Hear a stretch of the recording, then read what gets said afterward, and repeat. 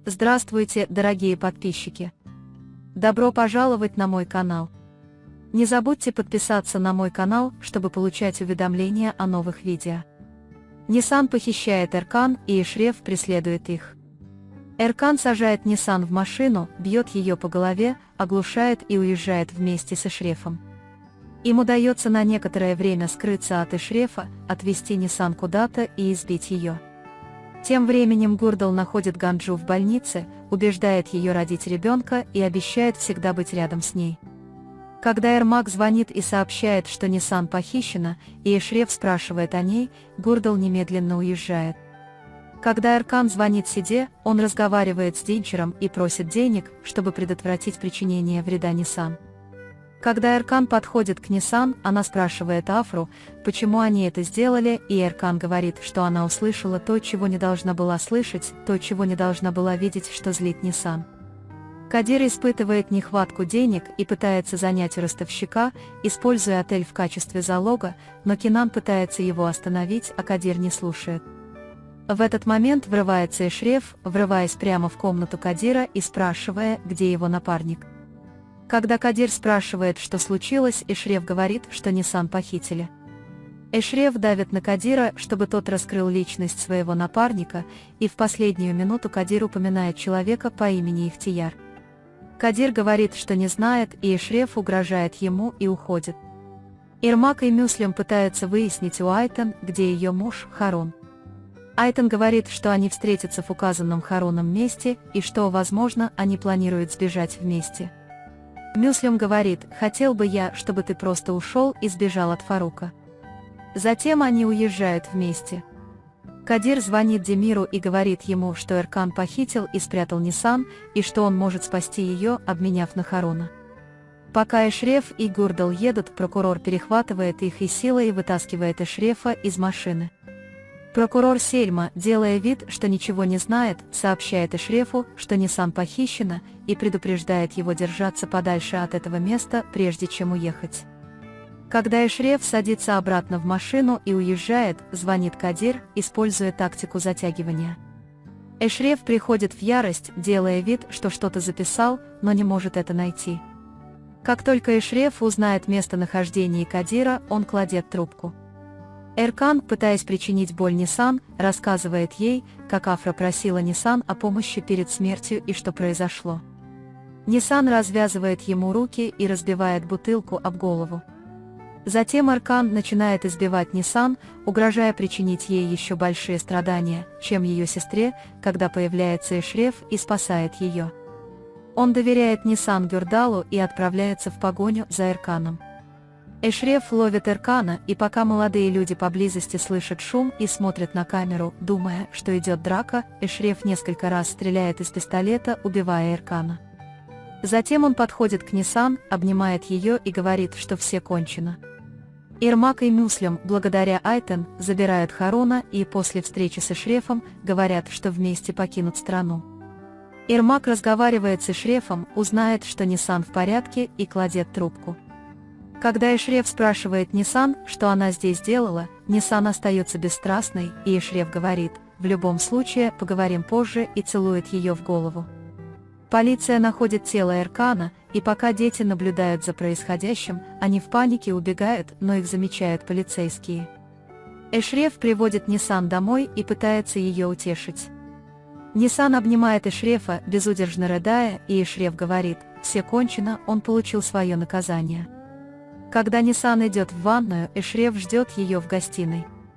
По найденному ею клочку газеты Nissan понимает, что эти события связаны с первым убийством, совершенным Эшрефом.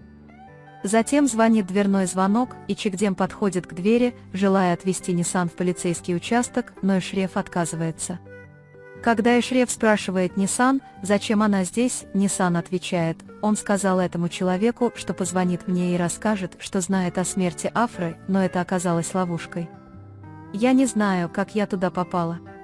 Когда Nissan снова спрашивает, зачем она здесь, Эшреф говорит, я думал, что у этого человека есть что-то мое. Чикдем идет к госпоже Сельме и говорит, что Nissan была не в состоянии давать показания, поэтому она не стала настаивать и ее отвезут позже. Засыпая, Нисан видит день, когда потеряла Афру, и резко просыпается. Динчер просит Сиду привести Нисан и расспросить ее, узнала ли она что-нибудь от Эркана. Харуна доставляют в полицейский участок, его заявление отзывают и ему приказывают забрать жену, Айтен, и уйти. В то же время Айтен отправляет Фаруку прощальное письмо. Фарук с нетерпением открывает письмо, но его постигает разочарование. Прощание Айтен деморализует его, и он в гневе хватает и ломает саз, турецкий музыкальный инструмент, на котором играл его сокамерник. Он угрожает охраннику, говоря, что откроет дверь или убьет всех внутри по одному, и говорит тем, кто внутри: «Не волнуйтесь, я им говорю открыть дверь». Кадир получает деньги от ростовщика в обмен на вексель. Когда Кадир собирает совет, Якуб Баба упоминает, что раньше он собирал их каждую неделю, на что Кадир ругает его и предлагает финансовую поддержку.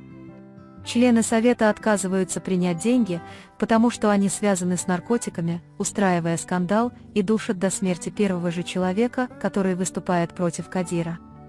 Об этом инциденте узнает Эшреф, и собравшийся на совет Кадир приходит к нему со словами: «Кадир хочет втянуть нас в свои разборки, он казнит любого, кто не примет деньги. Время пришло, ты должен возглавить нас и спасти от Кадира». Когда Хидр Баба говорит, что Эшреф Якуб – истинный наследник и займет трон, когда придет время, Эшреф отвечает: «Но сначала давайте пойдем и оплачем». Динчер договаривается о встрече с Нисан. Они задают ей несколько вопросов, спрашивая, говорил ли ей что-нибудь Эркан. Динчер и Нисан договариваются встретиться в отеле вечером, чтобы подписать протокол. После ухода Нисан Динчер говорит, что развеет их подозрения, и Нисан безудержно плачет, уходя. Сида звонит Чикдему и спрашивает: «Это дело закрыто? Не оставляйте ничего без внимания, иначе вы пострадаете». Чикдем вешает трубку, бормоча: «Мне надоели вы», когда офицер говорит, что у них есть записи телефонных разговоров Эркана и доступ к определенной информации, документам и сообщениям.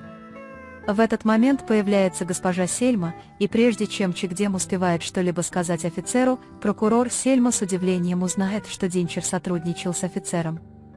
Начальник полиции Динчер понимает, что смерть его бывшего помощника и даже смерть Афры могут быть связаны с чем-то более мрачным, чем они предполагали изначально, и госпожа Сельма предупреждает, что сказанное отсюда не выйдет наружу. На похоронах убитого Кадиром человека Эшреф приходит выразить соболезнования, а лавочники говорят между собой: «Эшреф снова в деле, если кто и получит по заслугам, так это он». Некоторые говорят: «Ты бросил нас, гоняясь за девушкой, по крайней мере, Кадир заботится о нас», на что Эшреф отвечает: «Этот заботящийся о нас Эшреф просто дает вам деньги, которые он занял у ростовщика».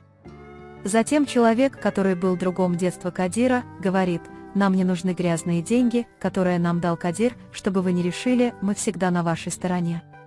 Кадир посылает своих людей казнить тех, кто не возьмет деньги. Когда его люди сообщают ему, что Эшреф находится там, Кадир говорит, что лучше, если Эшреф будет присутствовать, и приказывает атаковать. Эшреф и его люди отражают атаку, и все, опасаясь смерти Кадира, идут за деньгами.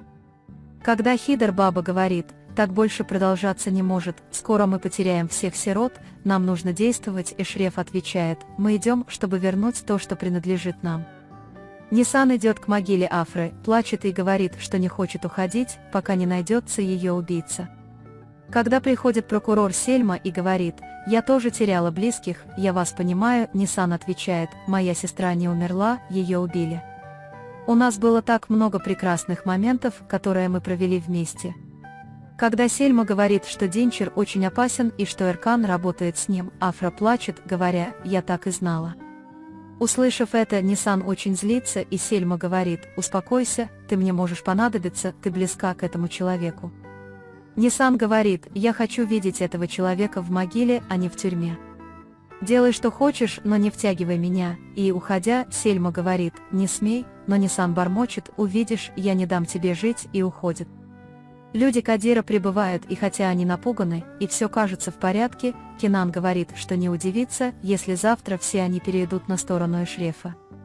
Но Кадир отвечает: «Мы справимся», они почувствовали запах денег и придут.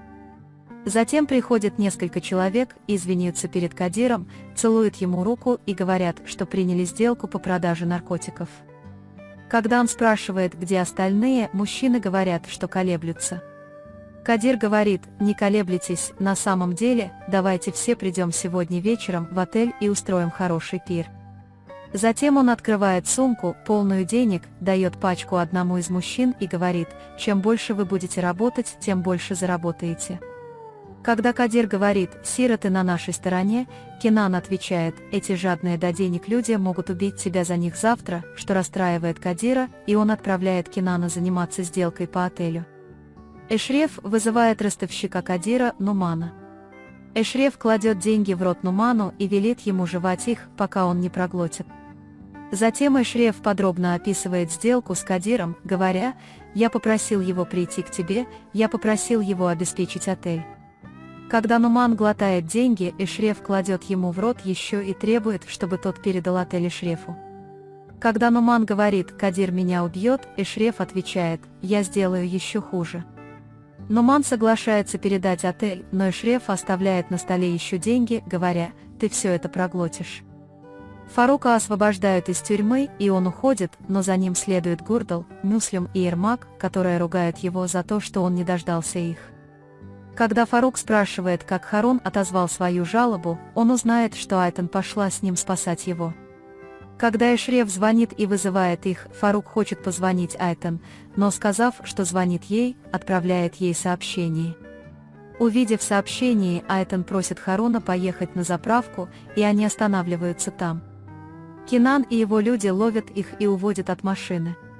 Пока Нисан смотрит на фотографии Афры и плачет, звонит Эшреф и спрашивает, что она сегодня делала. Нисан говорит, что ходила к Динчеру. Эшреф злится и спрашивает, почему его не проинформировали. Когда Нисан говорит, что Динчер хочет, чтобы она выступила в отеле, Эшреф предлагает ей согласиться. Когда Нисан отвечает, что ей все равно, Эшреф спрашивает, все ли у нее в порядке, отмечая, что она говорит странно. Нисан отвечает: у меня все хорошо, я тебя очень люблю, не забывай об этом. Эшреф говорит, что придет, как только закончит работу, и добавляет: я тебя тоже очень люблю, не забывай об этом. Чигдем заходит в кабинет начальника полиции, чтобы получить информацию и узнать имена, но когда он не сообщает ей имена, она злится и выходит из комнаты. Когда Чигдем возвращается в свой кабинет, входит офицер, говоря, что есть свидетели дети с видеозаписями, и передает Чигдем телефоны детей. Чигдем смотрит видео и видит момент, когда Эшреф стреляет в Эркана. Она говорит офицеру: я лично покажу это прокурору, вы возьмите показания детей, и отсылает офицера. Кадир объясняет, что он сделал, чтобы расширить наркобизнес, и когда Динчер говорит, что это нельзя сделать на заемные деньги, Кадир говорит: я собираю сирот, я решу это силой людей. Нисан приезжает в отель, чтобы выступить, но у нее с собой пистолет. С намерением застрелить Динчера, Нисан выходит из такси и входит в отель. Когда Чигдем, как и обещала, показывает видео госпоже Сельме, та спрашивает: какова ваша цель? Вы замешаны в деле Эшрефа, вы знаете об этом. Чигдем отвечает: моя цель – добиться справедливости. Сельма говорит: мне нужно немедленно показать это главному прокурору, и уходит. Чигдем отвечает: я ничего не могу сделать, мне нужно спастись. Ваш тайный поклонник все равно захочет вытащить вас из тюрьмы, и тогда я поймаю его и освобожу себя от этого плена. Пока Нисан размышляет, как ей пройти через рентгеновский аппарат, чтобы попасть в отель, появляется Кенан, и она входит, не обращая внимания на сигнализацию. Нисан звонит Динчеру, чтобы сообщить о своем приезде, и Динчер зовет ее в комнату, где умерла Афра. Входя, Нисан потрясена. Когда Динчер спрашивает, что случилось, Нисан отвечает: Афра умерла в этой комнате, и по ее лицу текут слезы. Динчер говорит: ужасное совпадение, но отель посчитал это место подходящим, так что давайте добавим сюда новое воспоминание. Он заставляет Нисан подписать контракт на выступление в отеле в течение года. Во время приготовления напитков для торжества Динчер получает сообщение и оставляет Нисан. Нисан выпивает полученный напиток залпом, бормоча: жаль, что Эшрефа здесь нет, он бы показал мне, как это делается. Когда Эшреф осматривает окрестности из угла отеля, прибывает группа мотоциклистов-курьеров. Эшреф звонит одному из них и говорит: «Мы начинаем». Когда Эшреф выходит из машины и заходит внутрь, курьеры в фиолетовых одеждах пытаются войти, игнорируя охранников и утверждая, что это приказ. Ниссан видит их и убегает, спрашивая, что происходит. После того, как Эшреф входит и делает первый выстрел, попав одному из них в голову, люди, которых он привел внутрь, начинают стрелять.